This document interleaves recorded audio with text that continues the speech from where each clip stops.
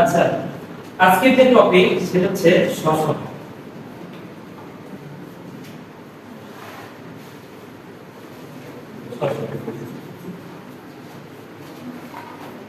তো শ্বসন কত প্রকার কেউ বলতে পারবা?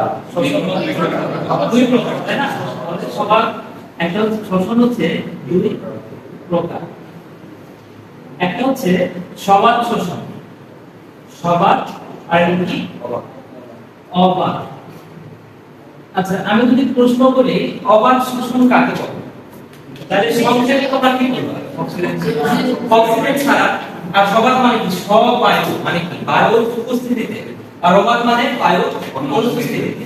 তাহলে সবাত শোষণ এটা চারটা ধাপে সংগঠিত। কয়টা ধাপ? চারটা। ঠিক আছে, তাহলে চারটি ধাপ। চারটি ধাপ। এক নম্বর হচ্ছে লাইকোলাইসিস। লাইকোলাইসিস। দুই নম্বর ধাপ হচ্ছে এসিটাইল কোএর সৃষ্টি। এসিটাইল কোএর সৃষ্টি। এসিটাইল কোএর সৃষ্টি। আচ্ছা, তিন নম্বর হলো ক্রেবস চক্র। নাম শুনছো নিশ্চয়ই, ক্রেবস চক্র। এন্ড 4 নাম্বার লাস্ট ওয়ান হচ্ছে ইটিএস।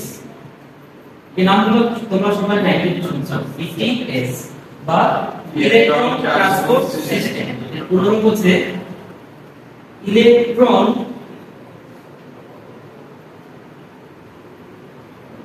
ট্রান্সপোর্ট সিস্টেম বা ইটিএস।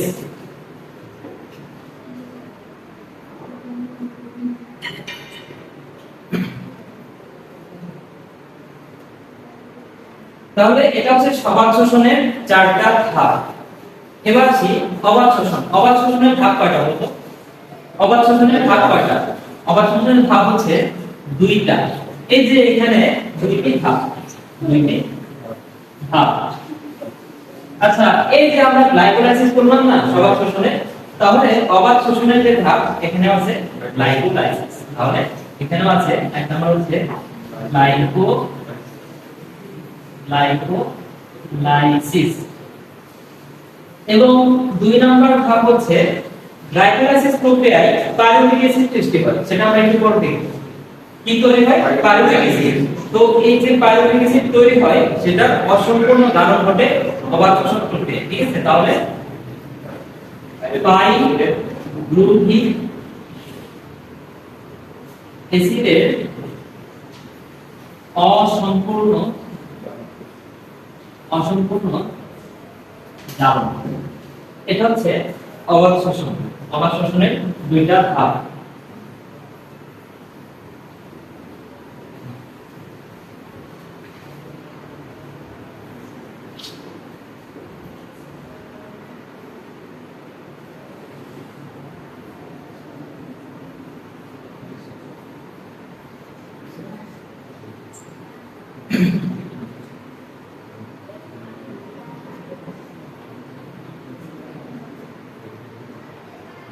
আচ্ছা, এরপর আমরা করব সবাত শোষণ সম্পর্কে করব। ঠিক আছে, তবে সবাত শোষণ করার আগে আমাদের কয়েকটা জিনিস যদি জেনে নিই তাহলে সবচেয়ে ভালো হয়।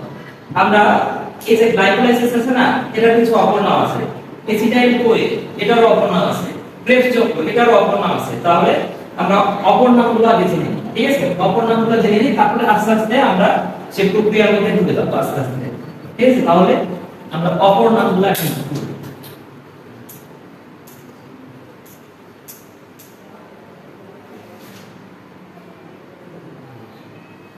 অপর নাম। এক নাম হচ্ছে গ্লাইকোলাইসিস।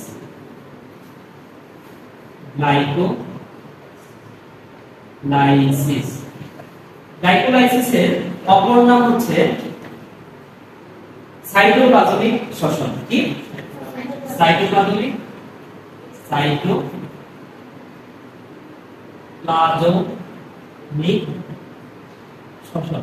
আচ্ছা, সাইটোপ্লাজমিক শ্বসন কেন বলা হয় কেউ বলতে পারবা? কারণ সাইটোপ্লাজমে সংগঠিত হয়, তাই না? তাহলে সাইটোপ্লাজমিক শ্বসন কেন সাইটোপ্লাজমে সংগঠিত হয়? সাইটোপ্লাজমে।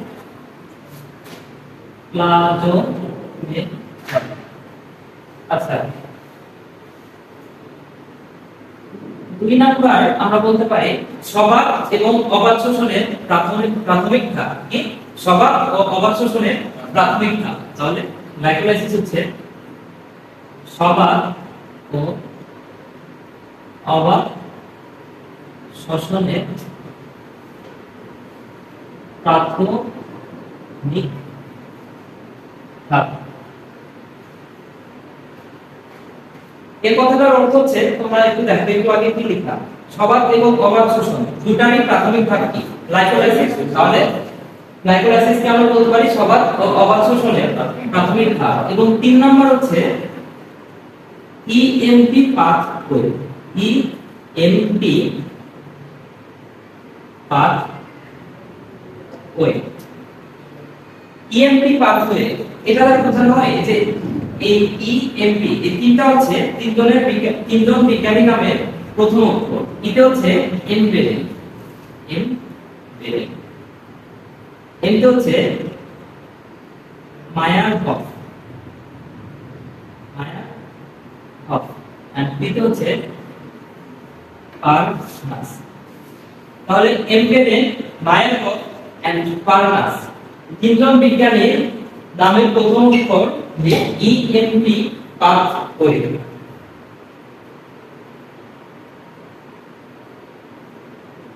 বুঝা গেছে? আচ্ছা, 2 নাম্বার হচ্ছে এসিটাইল কোএসিস। ও এ সৃষ্টি। এসিটাইল কোএসিসটি এটার অপর নাম হচ্ছে oxidative decarboxylation. Oxidative decarboxylation. Oxidative decarboxylation.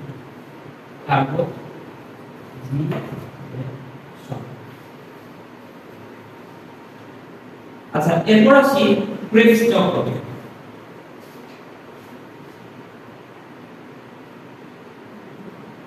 Krebs চক্রের কয়েকটা অপর নাম আছে, যেমন PCA, try carboxylic acid cycle. PCA, try carboxylic acid cycle. PCA। এরপরে CAC।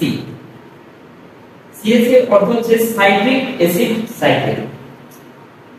CITRIC acid cycle, citric acid cycle. এবং আরো একটা নাম, এই দুটো জানলে হয়, আরো একটা নাম বলি, সেটা হচ্ছে beta carboxylation. Beta carboxylation. and last one EPS। EPS এর অপর নাম হচ্ছে, এই যে এসিটাইল কোয়েলটা আমরা বললাম অক্সিডেটিভ ডিকার্বক্সিলেশন। EPS এর অপর নাম হচ্ছে অক্সিডেটিভ ফসফোরাইলেশন। Oxidative phosphorylation. এই নামটা অবশ্যই মনে রাখতে হবে। Oxidative phosphorylation. ওকে, তুলনা।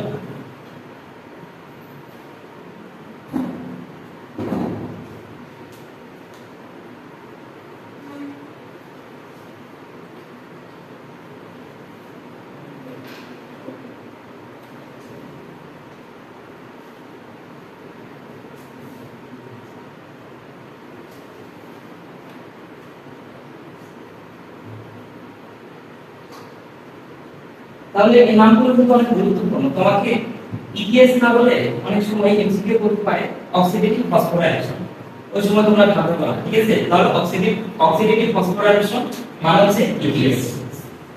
আচ্ছা, এরপরের যে টপিক আচ্ছা বলো তো শ্বসন প্রক্রিয়ায় সমাজ শ্বসন প্রক্রিয়ায় কত এটিপি তৈরি হয়? 80 এটিপি, তাই না? তবে এটা হচ্ছে আগের ধারণা, আগের যে বিজ্ঞান, কিন্তু বর্তমান তো বিজ্ঞান উন্নত হচ্ছে, তাই না? বর্তমানে দেখা গেছে যে 2 এটিপি খরচ হয়ে যায়, 38 এটিপি উৎপন্ন হয়, এর মধ্যে 2 এটিপি খরচ হয়, ঠিক আছে? তো বর্তমানে 36 এটিপি।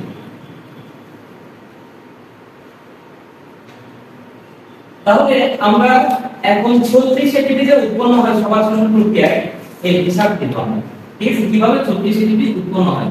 তাহলে সবার শ্বসন প্রক্রিয়ায় উৎপন্ন 36 এটিপি এর হিসাব, 36 এটিপি এর হিসাব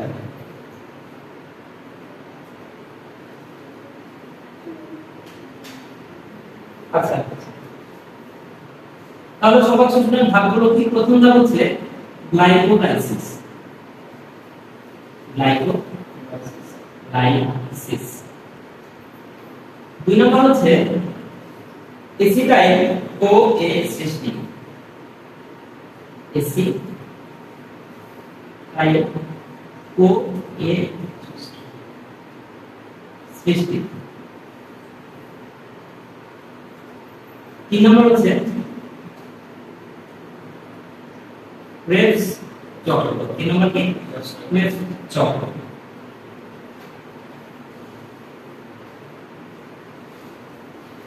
তাহলে এই প্রত্যেকটা ধাপে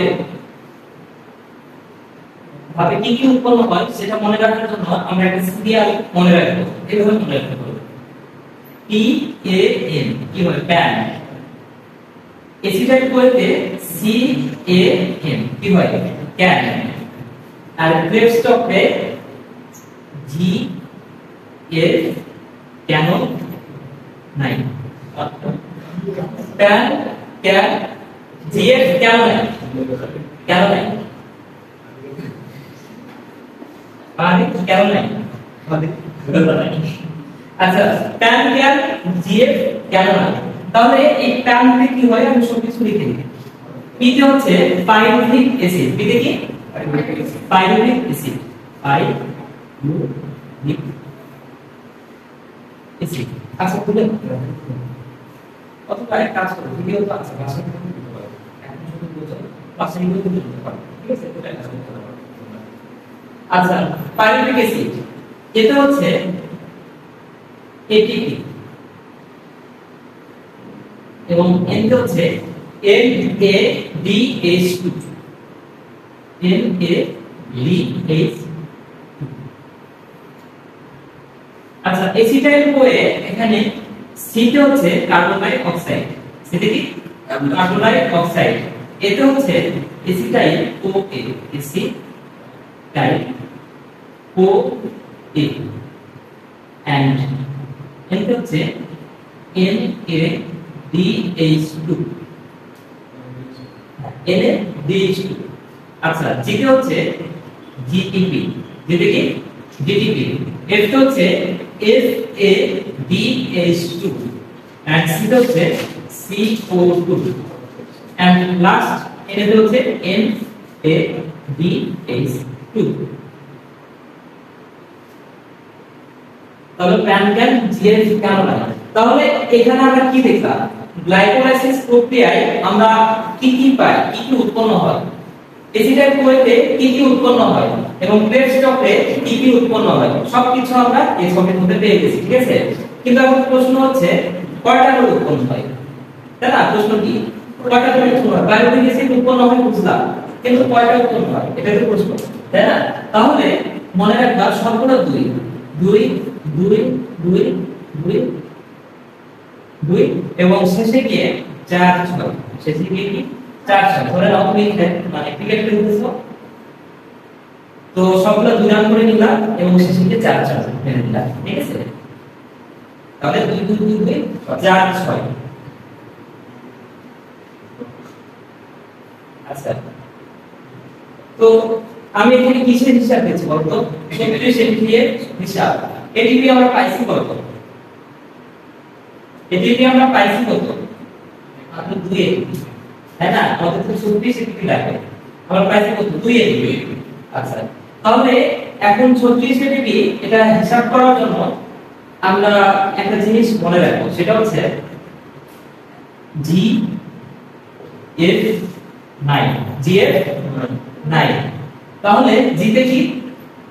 জিতে হচ্ছে GTP, F তে হচ্ছে FADH2 and N তে হচ্ছে NADH2। আচ্ছা, এই কথাটার অর্থ হচ্ছে সবগুলো হচ্ছে 1, সবগুলো কি 1। আচ্ছা, এই পাশে আবার লিখুন, হ্যাঁ এই পাশে একটু ফাঁকা রাখবো, এটা আমি বিষয় দিব যে আচ্ছা 1 GTP is equal to 1 ATP, 1 GTP is equal to কত? 1 ATP, 1 ATP, 1 FADH2 is equal to 2 ATP, কত? 2 ATP is equal to 2 ATP and 1 NADH2 is equal to 3 ATP, 3 ATP। তাহলে দেখো GF9 1 2 3, GF9 1 2 3 ATP বুঝে গেছে? ওকে, এটা সাইডে দিব না, কারণ সাইডে আমি আরো কিছু লিখব।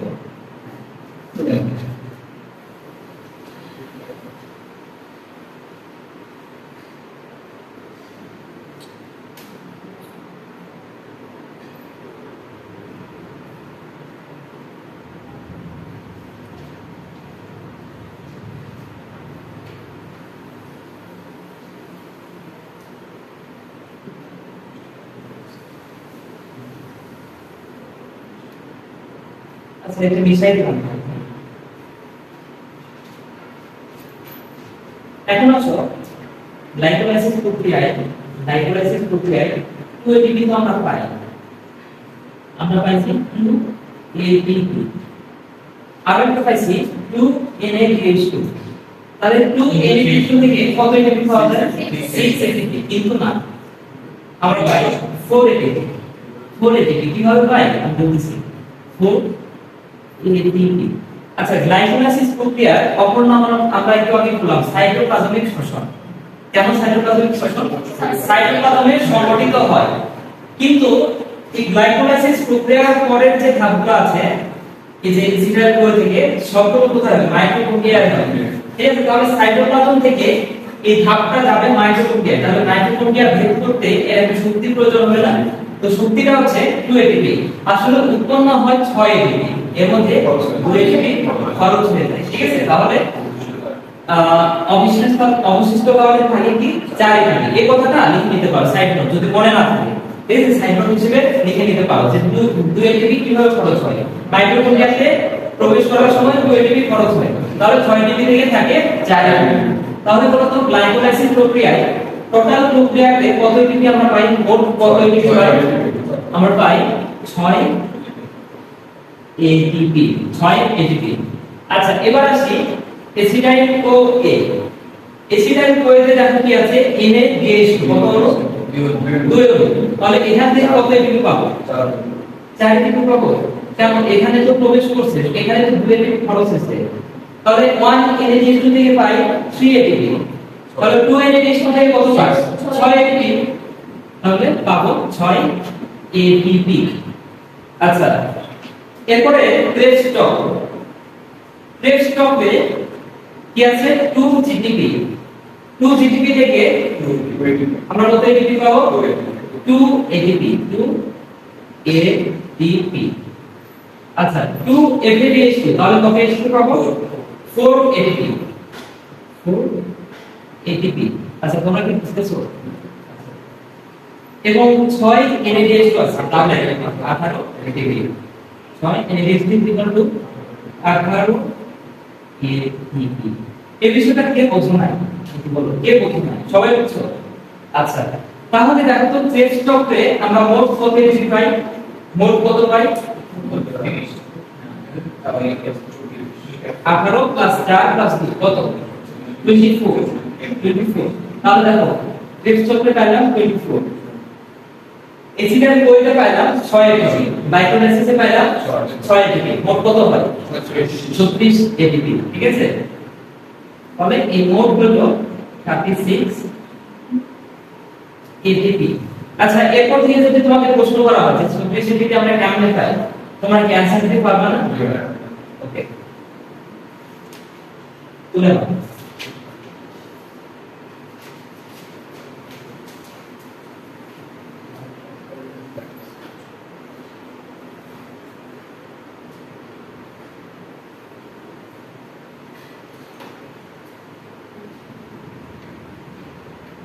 শোনো, শুধু এই ছকটা যদি বুঝো, এই ছকটা হচ্ছে শ্বসনে প্রায় 20% হয়ে গেছে। এই ছকটার মধ্যে সব কিছু আছে। তোমার শুধু 36 ডিগ্রি আমি হিসাব দিলাম তেমন না। তোমাকে কি বলছি, গ্লাইকোলাইসিসে পাইরুভিক অ্যাসিড উৎপন্ন হয়। কত অণু উৎপন্ন হয়? 2 অণু। এটাও তুমি জেনে গেছো যে পাইরুভিক অ্যাসিড আর গ্লাইকোলাইসিস শেষে আমরা কি কি মেইন উপাদান কি পাবো? আমরা পাবো পাইরুভিক অ্যাসিড, এটিপি পাবো, এনএডিএইচ পাবো। এই কয়টা নিট পাবো। কয়টা করে পাবো সেটাও আমাদের ক্লিয়ার। আচ্ছা, কিন্তু এখন প্রশ্ন হচ্ছে যে এই যে NADH2 থেকে এটিপি যে তৈরি হয় বা এই যে NADH2 এখান থেকে যে এটিপি তৈরি হচ্ছে, এটা কিন্তু এই ধাতু উৎপন্ন হয় না। ক্রেবস চক্রে উৎপন্ন হয় যে FADH2, এটা উৎপন্ন হয়। তারপরে এই যে ক্রেবস চক্রের পরের ধাতু ETS, তাই না? ETS এ গিয়ে এই যে NADH2 থেকে আমরা এটিপি পাই, GTP থেকে এটিপি পাই, FADH2 থেকে কি পাই? এটিপি পাই। এটা হচ্ছে ETS এ গিয়ে। ঠিক আছে, হ্যাঁ, পাইরুভিক অ্যাসিডের সংকেত আছে, আমরা করব গ্লাইকোলাইসিস করার সময় আমরা করব পাইরুভিক অ্যাসিডের সংকেত এবং জানা হলো এই অধ্যায়ে সংকেতগুলো জানা হলো।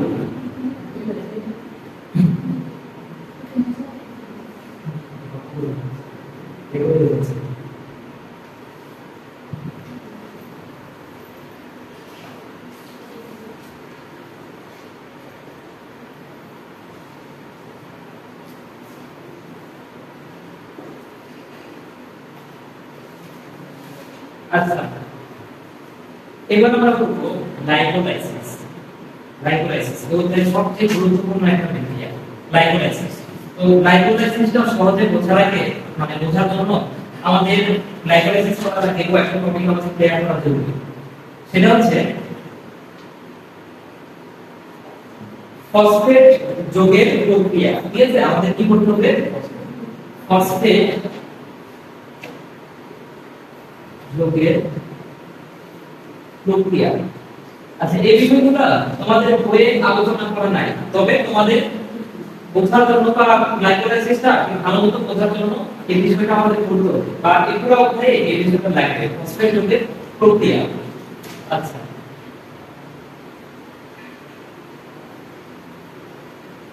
ফসফেট যোগের প্রক্রিয়া ধরে নাও শর্করা বুঝো, শর্করা তোমাদের তো তৃতীয় অধ্যায় নাই, তো এই কারণে আমরা বুঝলাম শর্করা আমরা যে ভাত খাই না, এটা কি? এটা একটা শর্করা জাতীয় খাদ্য। আমরা চিনি খাই না, চিনি কি? শর্করা জাতীয় খাদ্য। তো চিনি আসলে কি? ফ্রুক্টোজ বা গ্লুকোজ, তাই না? গ্লুকোজের সংকেত কি? H12O6, এটা হচ্ছে শর্করা। ঠিক আছে, তো এটা সাধারণ সংকেত হচ্ছে CnH2nO3। ঠিক আছে, তাহলে আমি n এর মান যে কোনো নিতে পারি, 1 2 3 4 যে কোনো সংখ্যা নিতে পারি। তাহলে আমি যদি চিনি n এর মান চিনি, তাহলে কি হবে? C3H6NO3, তাই না? C6C3H6NO3। আমি যদি 4 নিই, C4H8O4। তাহলে তোমরা কিন্তু এই কথাটা পড়ো নাই, তো এটা হচ্ছে শর্করা সাধারণ সংকেত। শর্করা সাধারণ সংকেত। তো এটা কি 3 কার্বন বিশিষ্ট একটা শর্করা না? কার্বন সংখ্যা কত? 3। এটা কত কার্বন? 6 কার্বন, তাই না? 6 কার্বন তোমরা হেক্সা নাম শুনছো? হেক্সা। তাহলে 6 কার্বন বিশিষ্ট যে শর্করাগুলো আছে তাদেরকে বলা হয় হেক্সোজ। তাদের কি বলা হয়? হেক্সোজ। তাহলে 3 কার্বন বিশিষ্ট যে শর্করা তাদেরকে কি বলা হবে বলো তো? প্রাইমারি না, তাহলে তাদেরকে বলা হবে ট্রাইবস। কি বলা হবে? ট্রাইবস। যদি বলি 4 কার্বন বিশিষ্ট শর্করা টেট্রোজ, টেট্রা মানে 4, টেট্রোজ 5 কার্বন টেট্রোজ, তাই না? আচ্ছা, তো আমরা ট্রায়োজ লিখছি। এখন হেক্সোজের উদাহরণ কি? Glucose, fructose. তাহলে ট্রায়োজের উদাহরণটা আমরা একটু দেখি, কারণ ট্রায়োজের উদাহরণটা আমাদের জানা জরুরি। ট্রায়োজের উদাহরণ হচ্ছে গা, আরেকটা হচ্ছে হা। ট্রায়োজের উদাহরণ কি?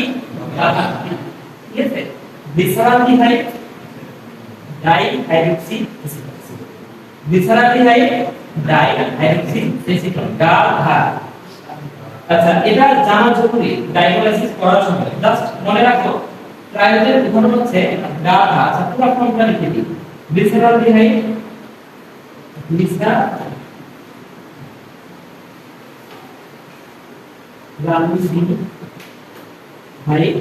এটা হচ্ছে ডাইহাইড্রোক্সি এসিটোন, গা ঘা।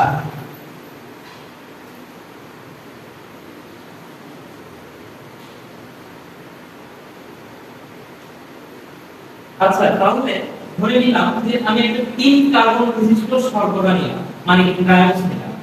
3 কার্বন বিশিষ্ট শর্করা, এখানে হাইড্রোজেন কয়টা আছে, অক্সিজেন কয়টা আছে, এটা আমি দিলাম না, এটা আমি দিলাম না। 3 কার্বন বিশিষ্ট এটা শর্করা, কারণ কার্বন হচ্ছে 3টা আছে। তাহলে এর সাথে আমি একটা কি যুক্ত করব? ফসফেট যুক্ত করব, ফসফেট যুক্ত করব। তাহলে এই যৌগটা এটা তো ট্রায়োজ, তাই না?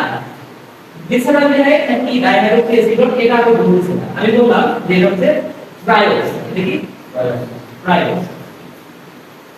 এখানে আমি জাস্ট একটা ফসফেট যুক্ত করছি। কি যুক্ত করছি? ফসফেট। তাহলে যে যৌগটা উৎপন্ন হবে তার নাম কি হবে? তার নাম হবে ট্রায়োজ কি ফসফেট, ট্রায়োজ কি ফসফেট। কেন ট্রায়োজ 3 কেন হলো? কারণ হচ্ছে এই যে 3 নাম্বার কার্বনে ফসফেটটা যুক্ত হয়েছে। তাহলে এটা হচ্ছে 1 নাম্বার কার্বন, এটা কি 2 নাম্বার কার্বন, এটা হচ্ছে 3 নাম্বার কার্বন। তাহলে এই ফসফেটটা যুক্ত হয়েছে কোথায়? 3 নাম্বার কার্বন, মানে শেষ কার্বনে যুক্ত হয়েছে, তাই না?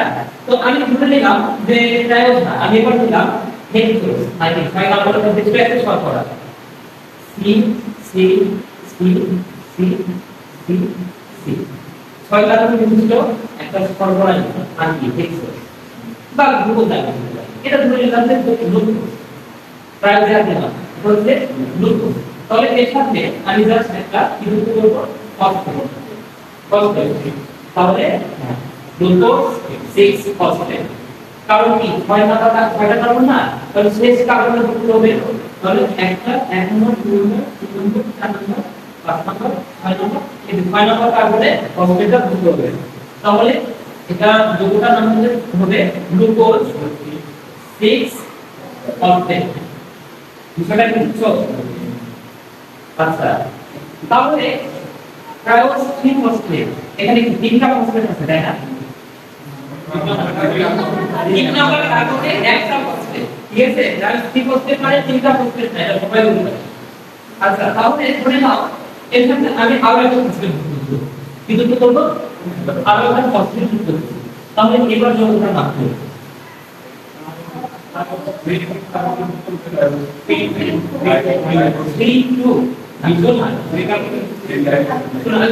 এই যে 3 নম্বরে তো যুক্ত আছে, এবার যখন যুক্ত হবে আবার যুক্ত হবে তখন হবে 1 নম্বর কার্বন। তাহলে ফসফেট যৌগের নিয়মটা হচ্ছে প্রথমে শেষ কার্বনে যুক্ত হয়, একটা যুক্ত হয়, আর যদি দুইটা যুক্ত হয়, একটা শেষে যুক্ত হয়, একটা প্রথমে যুক্ত হয়। তাহলে এই যৌগটার নাম হবে ট্রায়োজ 1,3 বিস ফসফেট, বিস ফসফেট। ডাই বলার জন্য ধন্যবাদ। ঠিক আছে, ডাই আর বিস একই বিষয়, বিস মানেও দুই, ডাই মানেও দুই। তাহলে ট্রায়োজ 1,3 বিস ফসফেট। ওকে, তাহলে এটার সাথে একটা ফসফেট যোগ করো দেখি কি কি হয় বলো দেখি এখানে থাকে না phosphate glucose and 16 this phosphate glucose 16 this phosphate ওকে তোমরা তাহলে আশা করি বুঝে গেছো এটা বুঝছো না ওকে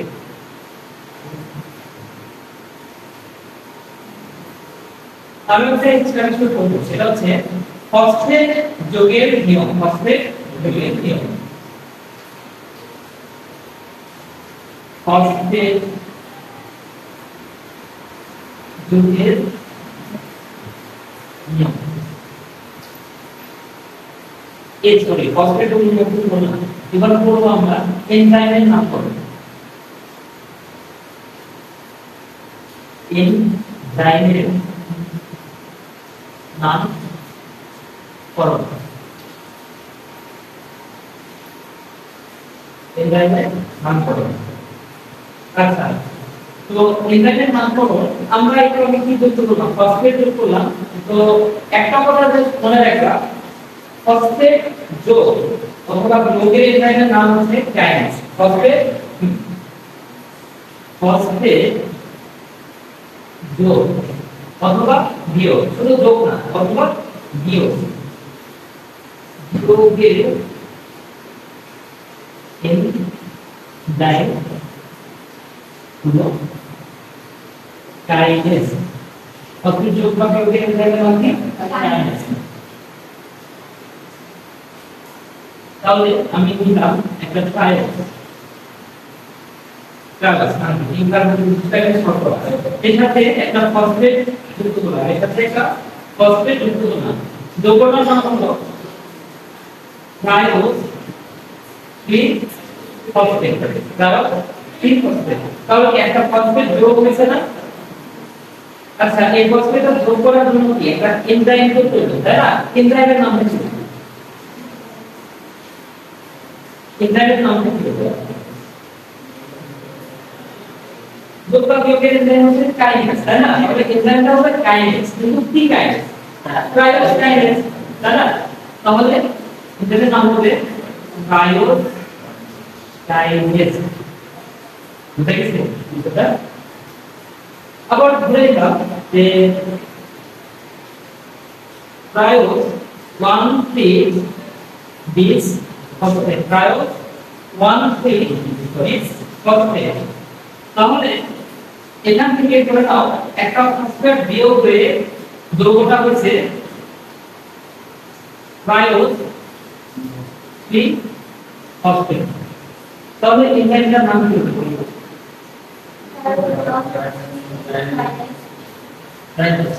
এখানে কি হয়েছে ঘটনা কি হয়েছে ফসফেট একটা বিয়োগ হয়েছে হ্যাঁ তাহলে যোগ অথবা বিয়োগের এনজাইম হচ্ছে কাইনেজ তাহলে এই এনজাইমটা কি হবে কাইনেজ ট্রায়োস কাইনেজ সেম তাই না তাহলে যোগ হইলো কাইনেজ বিয়োগ হইলো কাইনেজ এখন কি কাইনেজ সেটা নাম দিয়ে ভুলে যাবে তাহলে ট্রায়োস কাইনেজ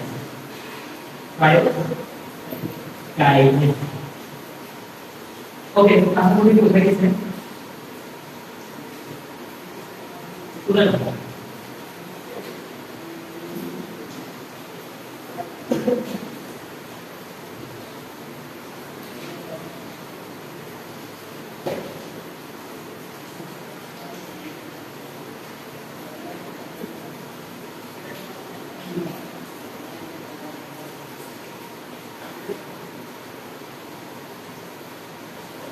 আচ্ছা এবার আমরা যে প্রক্রিয়াটা করব সেটা হচ্ছে গ্লাইকোলাইসিস আমরা গ্লাইকোলাইসিস করার জন্য সাথে কোনো কিছু করলাম ঠিক আছে তো তোমার উপর এই গ্লাইকোলাইসিস করা যাবে তাহলে প্রক্রিয়াটার নাম হচ্ছে গ্লাইকোলাইসিস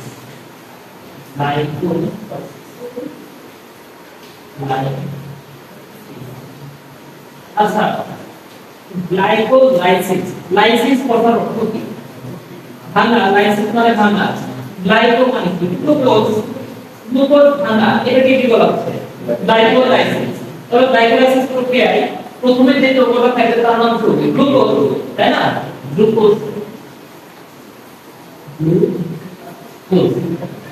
আচ্ছা শোনো তোমরা একটা ফেস পাতায় করো কারণ হচ্ছে মানে খাতা নিচ থেকে শুরু করে তাহলে পরের পেজে যাই ঠিক আছে তো কারণ এই পুরো বোর্ড লাগবে আপনার তোমাদের যে পরিমাণ খাতার জায়গা দেখে শুরু করব আচ্ছা প্রথমে আমরা শুরু করব গ্লুকোজকে আমরা ভাঙবো তো গ্লুকোজের সাথে ফার্স্টে একটা ফসফেট যুক্ত হবে ফার্স্টে কি হবে একটা ফসফেট যুক্ত হবে তাহলে যৌগটার নাম কি হবে হ্যাঁ গ্লুকোজ 6 ফসফেট কারণ কি গ্লুকোজ হচ্ছে 6 কার্বন বিশিষ্ট একটা শর্করা তাহলে একটা ফসফেট যদি যুক্ত হয় তাহলে যুক্ত হবে কোথায় 6 নম্বর কার্বন গ্লুকোজ 6 ফসফেট আচ্ছা গ্লুকোজ থেকে হলো গ্লুকোজ 6 ফসফেট তাহলে এনজাইমটার নাম কি হবে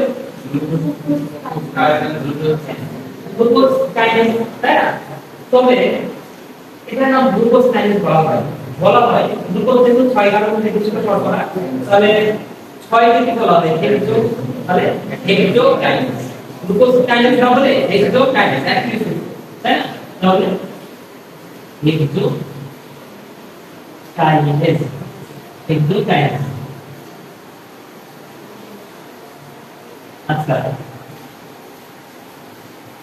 এরপরে এই গ্লুকোজটা গ্লুকোজ আর থাকবে না হয়ে যাবে কি ফ্রুক্টোজ তাহলে গ্লুকোজটা আর গ্লুকোজ থাকবে না হয়ে যাবে fructose fructose 6 phosphate fructose 6 phosphate আচ্ছা তোমরা কি আইসোমার নাম শুনছো আইসোমার মানে কি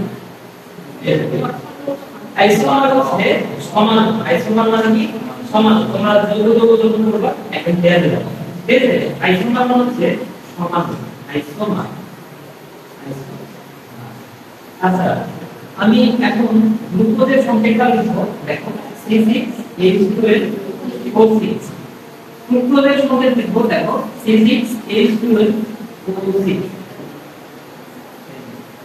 সেম গ্লুকোজ আর ফ্রুক্টোজের সংকেত কি সেম কিন্তু এদের গঠন হচ্ছে আলাদা গ্লুকোজটা হচ্ছে সরলরূপের গ্লুকোজটা কেমন এই যে বেঞ্জিন যেমন বেঞ্জিনের মধ্যে আর ফ্রুক্টোজ হচ্ছে পঞ্চভুজাকার গ্লুকোজ কেমন পঞ্চভুজাকার তাহলে এদের কি গঠনে আলাদা আছে না তাহলে যে সকল মৌলের আণবিক সংকেতে কিন্তু কার্বনিক সংকেত তারা কি পরস্পরে আইসোমার বা সমান তাহলে এখানে গ্লুকোজ থেকে যা ফ্রুক্টোজ হয়েছে তাহলে এখানে কি হচ্ছে আইসোমার হচ্ছে এরা কি পরস্পরের আইসোমার তাহলে যে এনজাইমটা কাজ করবে তার নাম কি আইসোমারেজ তাহলে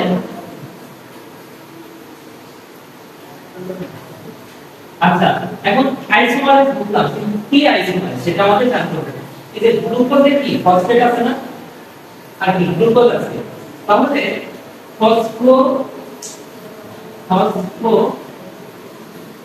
গ্লুকো আইসোমারেজ ফসফো গ্লুকো আইসোমারেজ শুধু আইসোমারেজ বলতে তুমি বুঝতে পারবা যে আইসোমারেজ তো শুধু গ্লুকোজের নয় না অন্যান্য মৌলেরও হয় তাই না তাহলে যখন তুমি বলবা ফসফো গ্লুকো আইসোমারেজ তখন তুমি একটা পেয়ার যে যেখানে ফসফেট আছে ও গ্লুকোজ আছে তার আইসোমার মিক্স তাহলে ফসফো গ্লুকো আইসোমারেজ আচ্ছা এরপরে যে ফ্রুক্টোজটা তৈরি হলো ফ্রুক্টোজের সাথে আরো একটা ফসফেট যুক্ত হয় আচ্ছা প্রক্রিয়াটা বলবো আগে দেখা কথা প্রক্রিয়াটা বলবো পুরাটা বলতে থাকবে তুলে আচ্ছা ফ্রুক্টোজের সাথে এরপরে আরো একটা ফসফেট যুক্ত হয় তাহলে যৌগটার নাম কি হবে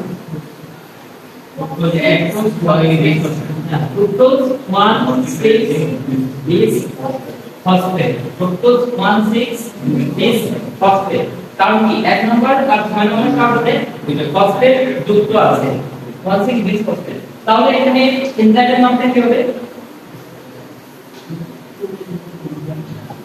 এনজাইমের নাম কি হবে এটা খেয়াল করো এটা কি আছে ফসফেট আছে ফ্রুক্টোজ আছে তাহলে এনজাইমের নাম তো কাইনেজ তাই না তাহলে ফসফো ফ্রুক্টো কাইনেজ ফসফো ফ্রুক্টো কাইনেজ কাইনেজ জানো কারণ ফসফেট যোগ হয়েছে তাহলে ফসফো ফ্রুক্টো কাইনেজ ফসফো ফ্রুক্টো কাইনেজ আচ্ছা এটি পেয়ার এইবার এইবার এই যে ফ্রুক্টোজ 1,6 বিসফসফেট এটা ভেঙে দুই ভাগ হয়ে যাবে, এটা ভেঙে কি হবে দুই ভাগ হয়ে যাবে। তাহলে ফ্রুক্টোজ 6 কার্বন বিশিষ্ট বলতো 6 কার্বন, ফ্রুক্টোজ 6 কার্বন বিশিষ্ট একটা শর্করা। তাহলে এটা যদি ভেঙে দুই ভাগ হয়ে যায়, এটা যদি ভেঙে দুই ভাগ হয়ে যায় তাহলে কি 3 কার্বন বিশিষ্ট দুইটা যৌগ উৎপন্ন হবে। কি উৎপন্ন হবে? 3 কার্বন বিশিষ্ট দুইটা যৌগ। তাহলে 3 কার্বন বিশিষ্ট শর্করাকে কি বলা হয়? ট্রায়োস বলা হয়। ট্রায়োস কত প্রকার? দুই প্রকার, গাঢ়। তাহলে এটা ভেঙে কি তৈরি হবে? গাঢ় তৈরি হবে। আচ্ছা, তাহলে এটা ভেঙে যে দুটো জিনিস তৈরি হবে, একটা হবে গাঢ় আর কি গাঢ়। তাহলে এখানে কি ফসফেট ছিল না? এখানে তো শুধু গ্লিসারল দেখছি, ফসফেট দিতে হবে না? তাহলে 3 ফসফো গ্লিসারলডিহাইড, 3 ফসফো গ্লিসারলডিহাইড আর dihydroxy acetone phosphate, dihydroxy acetone phosphate. আচ্ছা, তাহলে এই যে ফ্রুক্টোজটা ভেঙে একদম গাঢ় হয়ে এখানে কি আমরা একটা এনজাইম করব, সেই এনজাইমের নাম হচ্ছে অ্যালডোলিস। এনজাইমের নাম কি? অ্যালডোলিস।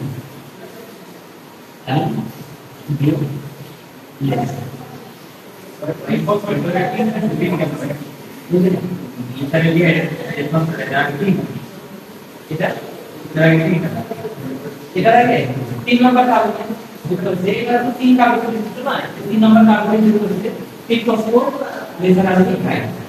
আচ্ছা, আমি দেখাচ্ছি, পরে দেখাচ্ছি। তো এরপরে ধাপ হয়ে গেল না, ধাপ হয়ে গেল, এই ধাপটা আবার গাঁতে পরিণত হতে পারে, ধাপটা গাঁতে পরিণত হতে পারে, গাঁটা ধাতে পরিণত হতে পারে। তো এটাও 3 কার্বন বিশিষ্ট, এটাও কি 3 কার্বন বিশিষ্ট, সংকেত সেট।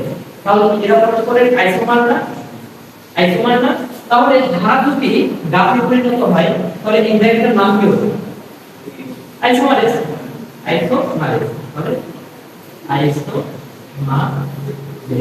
আচ্ছা, এটা কেন লিখলাম একটু পর আমি দেখাচ্ছি, আগে এই বিক্রিয়াটা সম্পর্ক কি, এই বিক্রিয়াটা আমি সম্পূর্ণ করে তারপরে এখানে কি হয় আসলে সেটা আমি দেখাচ্ছি। আচ্ছা,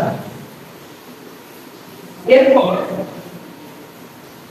PPGAC, PPGA মানে কি ট্রিফসফোগ্লিসারলডিহাইড।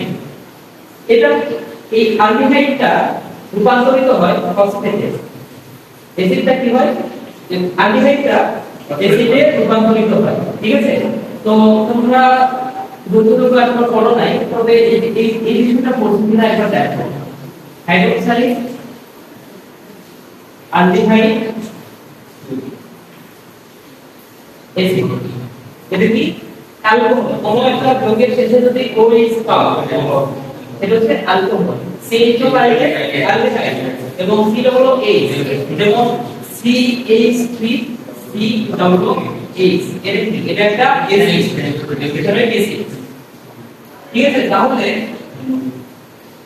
অ্যালকোহল থেকে অ্যালডিহাইড উৎপন্ন হতে পারে, অ্যালডিহাইড থেকে কি তৈরি হতে পারে? অ্যাসিড, অ্যাসিড তৈরি হতে পারে। তাহলে অ্যালকোহলে যদি জারণ হয়, অ্যালকোহলে যদি জারণ ঘটাও তাহলে সেটা অ্যালডিহাইডে পরিণত হবে। অ্যালডিহাইডে আবার যদি জারণ ঘটাও তাহলে কিসে পরিণত হবে? অ্যাসিডে পরিণত হবে। জারণ ঘটাইলে অ্যাসিডে পরিণত হবে। এটা কি জানতে? আচ্ছা, না জানলে এখন জেনে নাও। যদি অ্যালডিহাইড কি বলে, অ্যালকোহলে যদি জারণ ঘটাও তাহলে কি অ্যালডিহাইডে পরিণত হবে, আর অ্যালডিহাইডে জারণ ঘটাইলে এসিডে পরিণত হবে। আবার ঠিক উল্টা প্রসেস, যদি বিজারণ ঘটাও তাহলে কি এবার চলে আসবে বিজারণ, বিজারণ, বিজারণ, বিজারণ। আচ্ছা, আমি একটা জিনিস জারণ কি আর বিজারণ কি? কয়েকদিন আগে বলেছি জারণ কি আর বিজারণ কি। জারণ মানে হচ্ছে সারণ, জারণ মানে হচ্ছে সারণ। কিসের সারণ? ইলেকট্রনের সারণ হতে পারে অথবা হাইড্রোজেন সারণ, ইলেকট্রনের সারণ অথবা হাইড্রোজেনের সারণ। আচ্ছা, এখন এইখানে আসো, এখানে আসো। এই যে ট্রিফসফোগ্লিসারলডিহাইড এরপরে যে জিনিসটা তৈরি হয় সেটা হচ্ছে 1,3 বিস ফসফোগ্লিসারিক অ্যাসিড। 1,3 বিস ফসফোগ্লিসারিক অ্যাসিড। তাহলে অ্যালডিহাইড ছিল না, কি হয়েছে? অ্যাসিড হয়েছে। জারণ করছে, জারণ করছে। তাহলে হাইড্রোজেন ছাড়ো মানে কি জারণ, তার মানে এখানে একটা হাইড্রোজেন ছেড়ে দিছে। তাহলে হাইড্রোজেন ছাড়ার যে এনজাইম, সেই এনজাইমটার নাম হচ্ছে ডিহাইড্রোজিনেস। ডি মানে হচ্ছে ডিলিট। ডি মানে কি? Delete, delete. আর হাইড্রোজেনেস মানে কি? Hydrogen delete, hydrogen delete. তাহলে এখানে যে এনজাইমটা কাজ করবে, যেহেতু এখানে জ্বালানি করছে, এনজাইমটার নাম হবে ডিহাইড্রোজিনেস। ডিহাইড্রোজিনেস কিন্তু কি ডিহাইড্রোজিনেস? ফসফোগ্লিসারিল্ডিহাইড্রোজিনেস। ফসফোগ্লিসারিল্ডিহাইড্রোজিনেস। তাহলে গা ডি হাইড্রোজিনেস, গা হাইড্রোজিনেস। তাহলে এখানে কি হচ্ছে বলতো? হাইড্রোজেন ছাড়া করছে, হাইড্রোজেন ছাড়া করছে। তাহলে এখান থেকে একটা যদি হাইড্রোজেন ছেড়ে দেয়, তাহলে ওই হাইড্রোজেনটা কার্বন এর সাথে যুক্ত হবে, কার্বন এর সাথে যুক্ত হবে। তাহলে তার সাথে যুক্ত হবে NAD, এর সাথে একটা হাইড্রোজেন, এই হাইড্রোজেনটা এসে যুক্ত হবে, যুক্ত হয়ে তৈরি করবে NADH2। NADH2 কোথায় গেছে বিষয়টা? কোথায়? NADH2 এটা পাতা, তুমি NADH2টা বুঝো। NADH2 মধ্যে এতে হাইড্রোজেন রাখা, অবশ্যই হাইড্রোজেন জ্বালানো হচ্ছে, হাইড্রোজেন গ্রহণ হচ্ছে। তো জ্বালানোর সাথে পুরো একসাথে হবে, তাই না? তো এখান থেকে যে হাইড্রোজেনটা বের হয়ে গেছে, দেখি NADH তে দিয়ে যুক্ত হয়ে। আচ্ছা, তাহলে এই অ্যালডিহাইড থেকে তৈরি হলো অ্যাসিড। এরপরের ধাপটা কি? এরপরের ধাপে এই যে 1,3 বিস ফসফো মানে কি? 1 নম্বরের কার্বনিক ফসফেট আছে, বা তৃতীয় ফসফেট আছে। এখান থেকে একটা ফসফেট বিয়োগ হয়ে যায়, তাহলে যৌগটা হবে 3 ফসফোগ্লিসারিক অ্যাসিড। 3 phosphoglyceric acid. তাহলে এনজাইমটার নাম কি হবে? কাইনেস। কি কাইনেস? এবার বলো দেখি। Phosphoglyceric acid kinase. তাহলে PG acid kinase, PG acid kinase. তাহলে একটা ফসফেট বিয়োগ হয়েছে। আচ্ছা, এখানে আরো কিছু সংযোজন আমরা করতে হবে। আপাতত আগে পুরোটা সম্পূর্ণ করে তারপর সংযোজন বিয়োগগুলো আমি দেখতেছি, ঠিক আছে? তাহলে এরপরে আসলে কি হয়? এরপরে এই যে এটা 3 নাম্বার কার্বন ছিল, কার্বন কি কার্বন নির্দিষ্ট সরবরাহ করতেছি না, তাহলে এখানে একটা ফসফেট ছিল। এর পরের ধাপে এই ফসফেটটা 3 নাম্বার থেকে চলে যাবে 2 নম্বরে। এই ফসফেটটা কোথায় চলে আসবে? 2 নম্বরে। তাহলে কি হবে? 2BG acid, 2 phosphoglyceric acid, 2 phosphoglyceric acid. তাহলে এখানে কি হচ্ছে বলতো? মিউটেশন হচ্ছে। এর দেখো 3 নাম্বার কার্বন থেকে 2 নম্বরে আসছে, তাহলে কি হচ্ছে? মিউটেশন ঘটছে। মিউটেশন কি? এটা আমরা পরবর্তী চ্যাপ্টার যেমন জৈবজিতে আমরা মিউটেশন বিষয়ে, ঠিক আছে? তো এটা এখানে কি করছে? মিউটেশন হচ্ছে। তাহলে এনজাইমটার নাম কি? মিউটেন্স, তাই না? তাহলে কি mutase? Phosphoglyceric acid mutase. PG acid mutase, PG acid mutase. আচ্ছা, এরপরে যে জিনিসটা তৈরি হয় তার নাম হচ্ছে পিপা।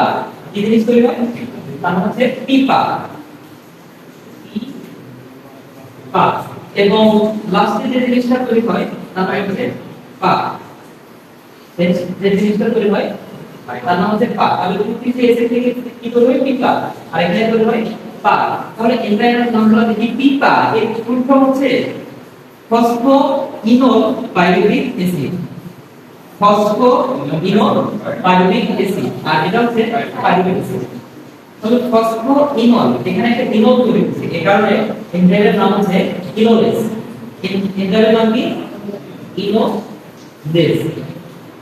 আর এখানে ছিল ফসফোইনোল, মানে একটা ফসফেট ছিল, এখানে কি ফসফেটটা আছে শুধু পাইরুভেট অ্যাসিড, ফসফোইনোল পাইরুভেট অ্যাসিড ছিল এটা, আর এখানে কি আছে শুধু পাইরুভেট অ্যাসিড, মানে ফসফেটটা নাই, তাহলে ফসফেট বিয়োগ হয়েছে, তাহলে এনজাইমের নাম কি কাইনেজ, তাহলে যেহেতু পাইরুভেট অ্যাসিড তৈরি হয়েছে নাম হচ্ছে পাইরুভেট অ্যাসিড কাইনেজ, পা কাইনেজ, এনজাইমের নাম কি পা কাইনেজ,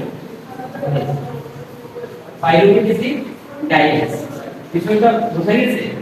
বোঝা গেছে? আচ্ছা, তোমার কথা নাই, আমি আরো একটা জিনিস বুঝাবো, তারপরে আমি একটা জিনিস বুঝাবো, তারপরে করব। আচ্ছা,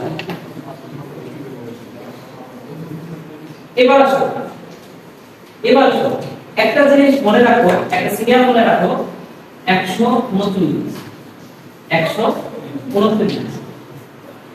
এই বিক্রিয়াটা হচ্ছে একমুখী, এই বিক্রিয়া কি একমুখী, এই বিক্রিয়াটা হচ্ছে একমুখী। তাহলে এই যে এক নম্বর বিক্রিয়া কোনটা, এটা এক নম্বর, তিন নম্বর হচ্ছে এটা, এই যে এক নম্বর, দুই নম্বর, তিন নম্বর। এরপরে 9 নম্বর বিক্রিয়া হচ্ছে এটা, 9 নম্বর বিক্রিয়া কোনটা, এইটা। তাহলে এই কয়টা কি একমুখী, তাহলে বাকিগুলো কি উভমুখী, তাই না? তাহলে এই যে যত বিক্রিয়া দেখতেছো সবই হচ্ছে উভমুখী বিক্রিয়া।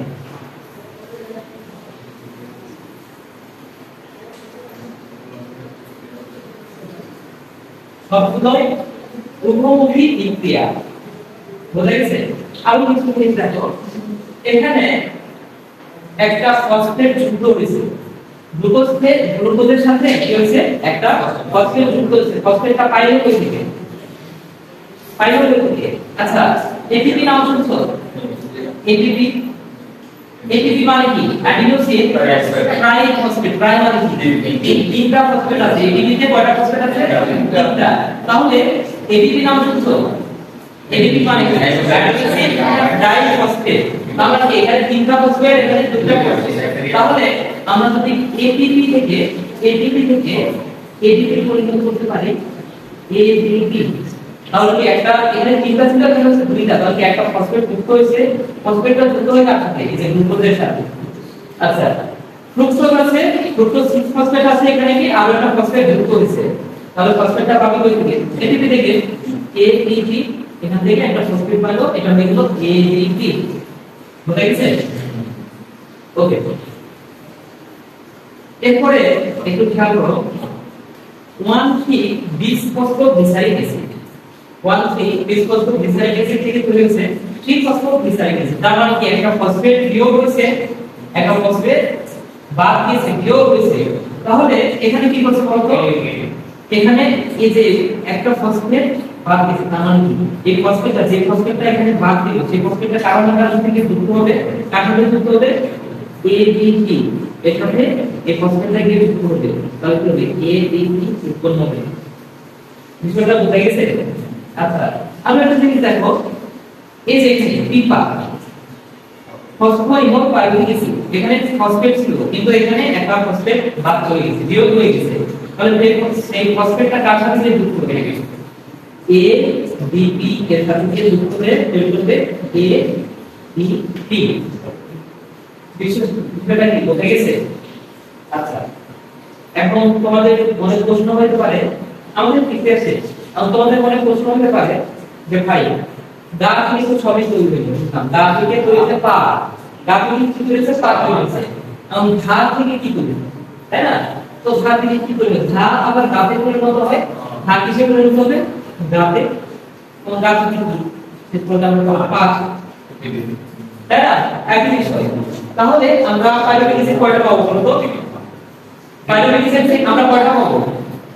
আমরা আমাদের পা কয়টা? দুইটা। আমাদের পা আমরা দুইটা পাবো, গা থেকে একটা পা পাবো, ঘা থেকে একটা পা পাবো, দেখেছেন? তাহলে আমাদের গ্লাইকোলাইসিস প্রক্রিয়াটা কমপ্লিট, শেষ।